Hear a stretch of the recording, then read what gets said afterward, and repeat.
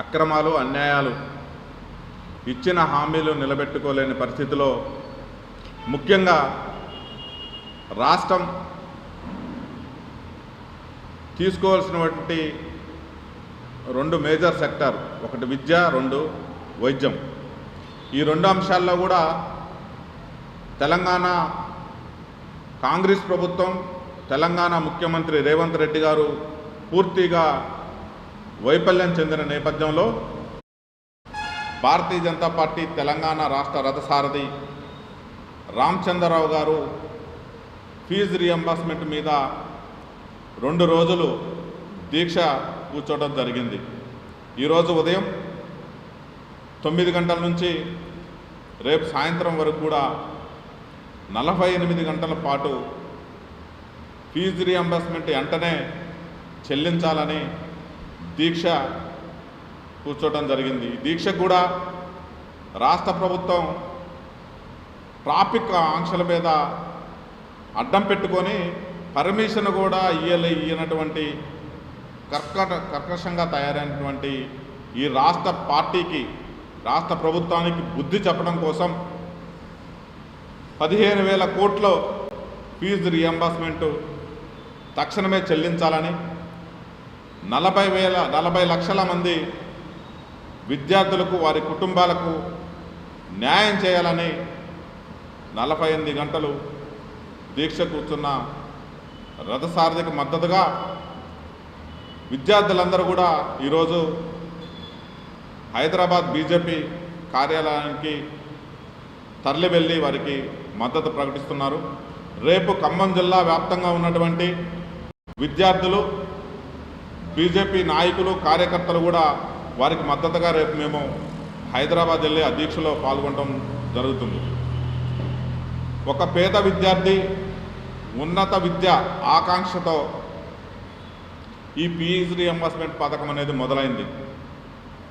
Fee reimbursement ఉందని పేద మధ్యతరగతి విద్యార్థులు కూడా ఉన్నత విద్యని అభ్యసించడానికి ముందుకు వస్తున్న తరుణంలో వాళ్ళకి ఉన్నత విద్య అందరి ద్రాక్షగా మిగిలించినటువంటి కాంగ్రెస్ ప్రభుత్వం తక్షణమే ఈ యొక్క ఫీజు రియంబర్స్మెంట్ని చెల్లించాలి. గత ప్రభుత్వం బీఆర్ఎస్ కూడా ఫీజు రియంబర్స్మెంట్ చెల్లించకుండా విద్యార్థులకి, వారి కుటుంబాలకి తీవ్ర అన్యాయం చేసింది. కాంగ్రెస్ ప్రభుత్వం ఎన్నికల మేనిఫెస్టోలో మేము అధికారంలోకి రాగానే ఈ యొక్క విద్యార్థుల ఫీజు రియంబర్స్మెంట్ బాకీలు ఏదైతే ఉన్నాయో వెంటనే చెల్లిస్తామని వాగ్దానం చేసి మాయమాటలు చెప్పి అధికారంలోకి వచ్చిన తర్వాత ఆ యొక్క పథకాన్ని అటుకెక్కించింది. దీనివల్ల పేద తరగతి విద్యార్థులు, మధ్యతరగతి విద్యార్థులు, వారి కుటుంబాలతో పాటు విద్యా సంస్థలు కూడా చాలా ఇబ్బందులు ఎదుర్కొంటున్నాయి. వాళ్ళు కాలేజీ నడపాలంటే వాళ్ళకు కూడా డబ్బులు కావాలి. టీచర్స్కి శాలరీ ఇవ్వాలి, కరెంటు బిల్లు పే చేయాలి, బిల్డింగ్స్ మెయింటెనెన్స్ చూసుకోవాలి, వర్కర్స్కి శాలరీలు ఇవ్వాలి. ఇవన్నీ కూడా విద్యా సంస్థల మీద తీవ్ర భారం అవుతుంది. గత 10 సంవత్సరాల నుంచి కూడా ఫీజు రియంబర్స్మెంట్ ఇవ్వని కారణంగా విద్యా సంస్థల యొక్క యజమానులు కూడా దివాలా తీసే పరిస్థితిలో ఈరోజు ఉన్నారు. ఇక విద్యార్థుల దృష్టికి వస్తే ఈ యొక్క ఫీజు రియంబర్స్మెంట్ పథకం రాకపోతే డిగ్రీ కానీ, బీటెక్ కానీ పూర్తయిన విద్యార్థులు ఉన్నత విద్యను అభ్యసించాలంటే వాళ్ళ ఒరిజినల్ సర్టిఫికేట్ తీసుకుపోయి అక్కడ అడ్మిషన్ తీసుకోవాలి. మరి ఫీజు కట్టని కారణంగా కళాశాలలు వాళ్ళకి ఒరిజినల్ సర్టిఫికెట్లు ఇవ్వట్లేదు. దీనికి ఒక కుంటి సాగ్గా రేవంత్ రెడ్డి దఫాల వారీగా విద్యార్థుల అకౌంట్లోనే ప్రతి నెల ఫీజు బకాయిలు చెల్లిస్తామని వాగ్దానం చేసిండు. పోనీ అట్లనైనా వాళ్ళ అకౌంట్స్లోకి డబ్బులు వేస్తున్నాడంటే మా దగ్గర నిధులు లేవన్నాడు. చేత కాకపోతే, ప్రభుత్వాన్ని నడిపించడం నీకు చేత కాకపోతే బేషరతుగా రాజీనామా చేసేళ్ళు ప్రజలు మరొక మంచి ప్రభుత్వాన్ని ఎన్నుకుంటారు. ఆ ప్రభుత్వం ద్వారా తెలంగాణ విద్యార్థులు, వారి యొక్క కుటుంబాల పరిస్థితి మెరుగవుతుంది. అలాగే విద్యా సంస్థల యొక్క పరిస్థితి కూడా మెరుగవుద్దని సందర్భంగా మేము రేవంత్ రెడ్డిని డిమాండ్ చేస్తున్నాం. నీకు తెలంగాణను అభివృద్ధి చేయడం చేత కాదు, అప్పులు తెచ్చుకోవడం చేత కాదు, ఇండస్ట్రీని తేటం చేత కాదు, మెరుగైన వైద్యం ప్రజలకు అందించడం చేత కాదు, రైతులకు సకాలంలో రుణమాఫీ చేయటం నీకు చేత కాదు, కౌలు రైతులకు ఆదుకోవటం నీకు చేత కాదు, నిరుద్యోగ యువతకు ఉద్యోగ నోటిఫికేషన్ ఇవ్వటం నీకు చేత కాదు. మరి ఏం చేతనైద్ది రేవంత్ రెడ్డి? నీ జేబీలోకో నీ చుట్టుపక్కల ఉన్న అన్నదమ్ముల జేబీలు నింపడం కోసం, నీ మంత్రుల యొక్క కుటుంబాలు బాగుపడటం కోసం, వాళ్ళు ఎన్నికల్లో ఖర్చు పెట్టుకుంది రికవరీ చేయడం కోసం, వాళ్ళ కమిషన్లు వచ్చేది ప్రాజెక్టును ఒక్కటి చేస్తూ తలకు మించిన అప్పులు ప్రజల మీద మోపుతూ నీ యొక్క పార్టీ యొక్క మంత్రులని, నీ కుటుంబ సభ్యులను మాత్రమే బాగు చేసుకోవటం నీకు అలవాటైపోయింది. ఖమ్మంలో కూడా 3 మంత్రులున్న ఈ ఖమ్మం జిల్లాలో కూడా ఏ ఒక్క సమస్యని పరిష్కరించడానికి మంత్రులు ముందుకు రావట్లేదు. ఏంటంటే రాష్ట్ర ప్రభుత్వంలో నిధులు లేవంటారు. వ్యవసాయ శాఖ మంత్రి గారు యూరియా పర్ఫెక్ట్గా సప్లై చేయడంలో విఫలమయ్యారు, రైతులకు రుణమాఫీలు ఇచ్చడంలో విఫలమయ్యారు, మొక్కజొన్న కొనుగోలులో విఫలమయ్యారు, వడ్ల కొనుగోలులో విఫలమయ్యారు.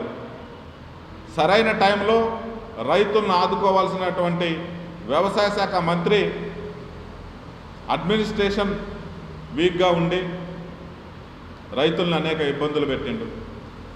అలాగే ఖమ్మంలో ఉన్నటువంటి మరొక మంత్రి పొంగులేటి శ్రీనివాసరెడ్డి గారు రెవెన్యూ శాఖను చూస్తూ 22A సామాన్య ప్రజల పాలిట గుదిబండగా తయారైంది.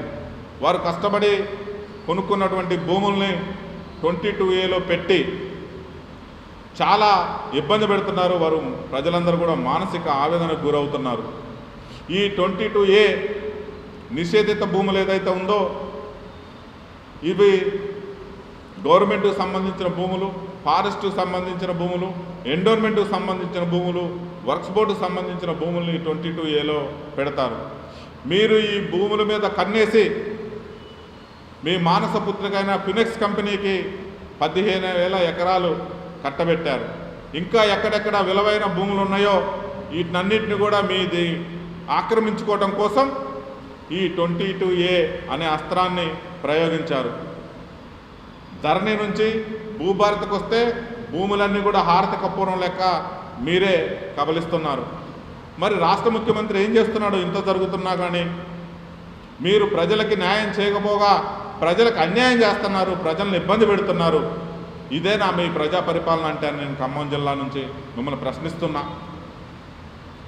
ఈ యొక్క 22A జీవో కింద దీనికి కారణమైనటువంటి అధికారుల మీద యాక్షన్తో పాటు దానికి శాఖకి మంత్రిగా ఉన్నటువంటి పొంగులేటి శ్రీనివాసరెడ్డి కూడా రాజీనామా చేయాలని భారతీయ జనతా పార్టీ ఖమ్మం జిల్లా శాఖ తరఫున మేము డిమాండ్ చేస్తున్నాం. అలాగే ఇక్కడ ఉన్నటువంటి మీడియా మిత్రులకి ఇళ్ల స్థలాలు ఇవ్వటానికి నీకు భూమి కరువైంది.